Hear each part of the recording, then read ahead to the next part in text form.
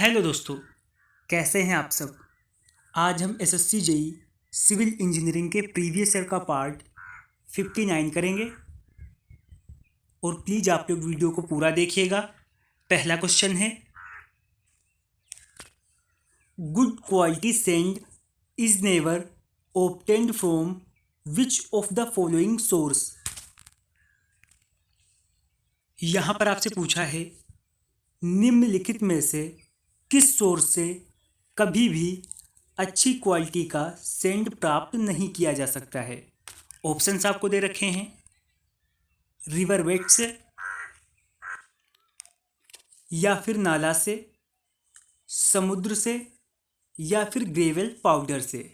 तो आपकी अच्छी क्वालिटी का सैंड कभी भी नहीं प्राप्त होगा समुद्र से। ऑप्शन सी आपका सही रहेगा।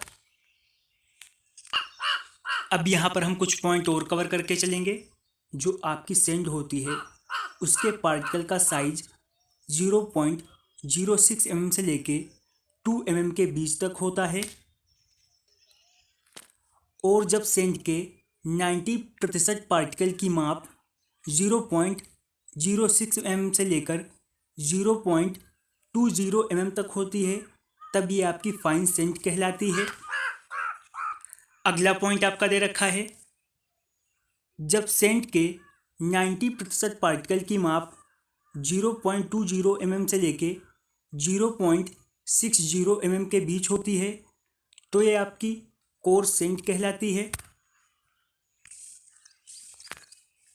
मोटी सैंड के पार्टिकल की माप 0.60 से लेके 2.0 mm तक होती है। ये मैसनरी और प्लास्टिक वर्क के लिए फाइन सैंड का यूज किया जाता है, और आपके सीमेंट, कंक्रीट और आरसीसी वर्क के लिए कोर्स सैंड का यूज किया जाता है। बिल्डिंग कंस्ट्रक्शन में समुद्री बालू का यूज नहीं किया जाता है, क्योंकि इसमें समुद्री लवण, जैविक अशुद्धियाँ मिली रहती हैं।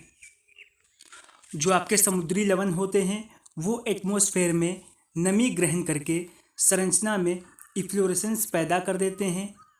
समुद्री मिनरल स्टील के कोरोजन के कारण भी बनते हैं। इस पैराग्राफ से तकरीबन हमने 15+ क्वेश्चन निकाले हैं। अगला क्वेश्चन है, concrete attains major part of its strength in. Concrete जो होती है अपनी अधिकतर स्ट्रेंथ कितने समय में प्राप्त कर लेती है। ऑप्शंस आपको दे रखे हैं, 1 वीक में, 2 वीक में, 4 वीक में, या फिर 5 वीक में। तो ये मेजर स्ट्रेंथ प्राप्त कर लेती है 1 वीक में। ऑप्शन ए आपका सही रहेगा। अब यहाँ पर हम कुछ बातें डिटेल में जानेंगे। कंक्रीट अपनी प्रारंभिक सामर्थ्य 7 दिन यानी 1 सप्ताह में 75% तक ऑब्टेन कर लेती है, और ये 28 दिन में 90% तक स्ट्रेंथ ऑब्टेन कर लेती है। कंक्रीट अपनी मैक्सिमम स्ट्रेंथ 28 दिन की कंपेयर में 7 डेज में प्राप्त कर लेती है। ये भी सारे पॉइंट आपको याद रखने होंगे।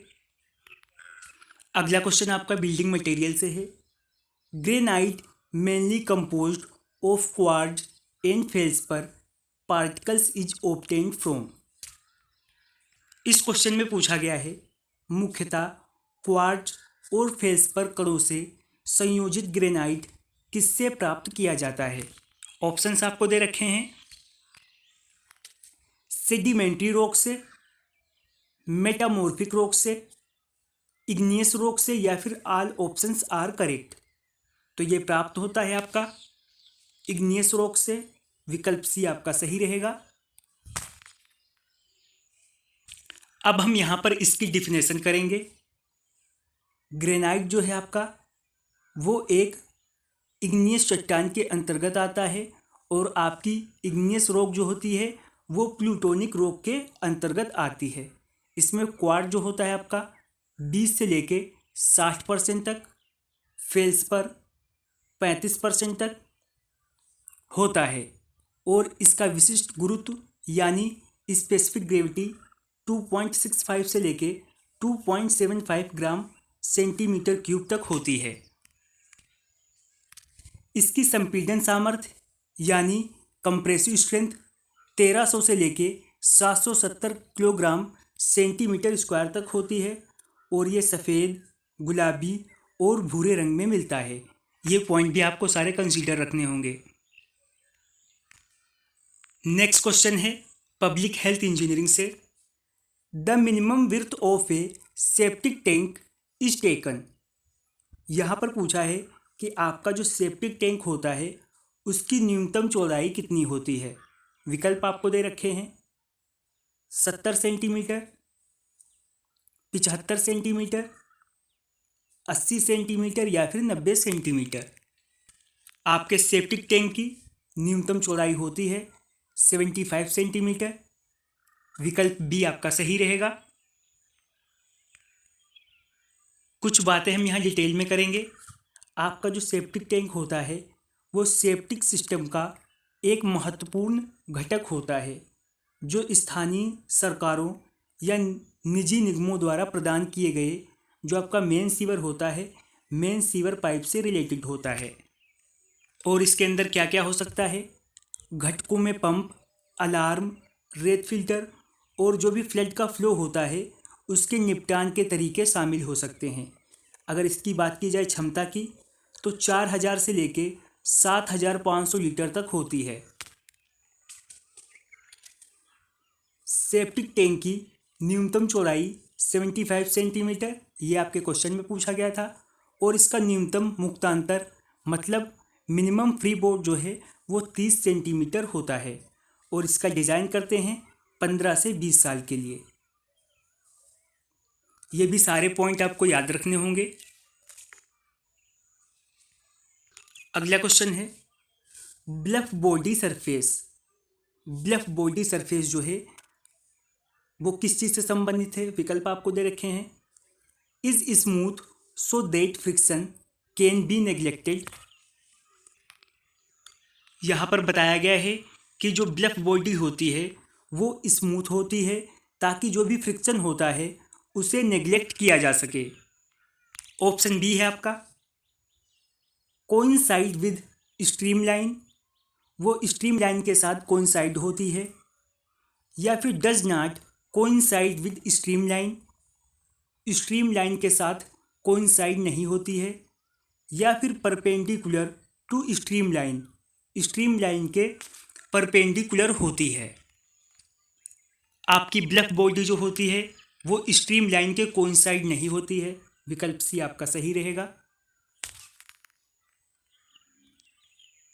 नेक्स्ट क्वेश्चन है the quantity cement concrete dam proofing course is measured in term of.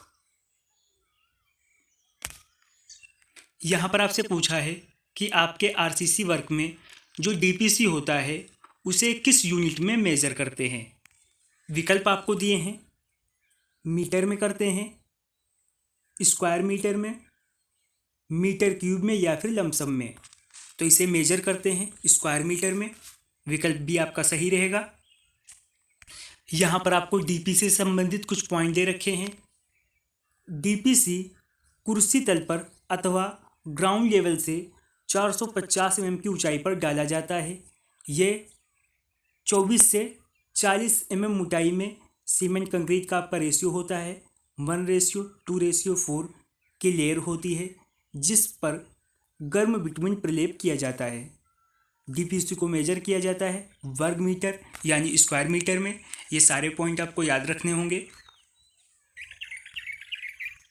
अगला क्वेश्चन है total number of elastic constant of an isotropic material are.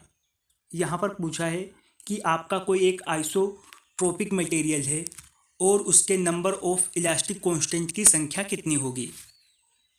तो ये होगी 4। ऑप्शन बी आपका सही रहेगा। अगला क्वेश्चन आपका डिज़ाइन ऑफ स्टील स्ट्रक्चर से है। Pick up the correct statement from the following. आपको यहाँ पर सही कथन का चुनाव करना है। विकल्प ए है आपका dead load includes self weight of the structure and superimposed load permanently attached to the structure। इस क्वेश्चन में बताया गया है कि डेड लोड में स्ट्रक्चर का अपना भार और संरचना के साथ परमानेंट रूप से इसके ऊपर आरोपित भार जो है शामिल रहता है। ऑप्शन बी है आपका, dead loads change their position and very in magnitude. यहाँ पर बताया गया है कि डेड लोड अपनी पोजीशन बदलता है और परिमाण में परिवर्तित होता है। ऑप्शन सी है, dead load are known in the beginning of the design, कि आपका जो डेड लोड होता है वो डिज़ाइन के शुरुआत में ही जाना जाता है, या फिर नन ऑफ दीज। अब हम यहाँ पर मल्टीपल पॉइंट करके चलेंगे। किसी भी स्ट्रक्चर पर निम्नलिखित लोड कार्य करते हैं। सबसे पहला है आपका डेड लोड। ये होता क्या है?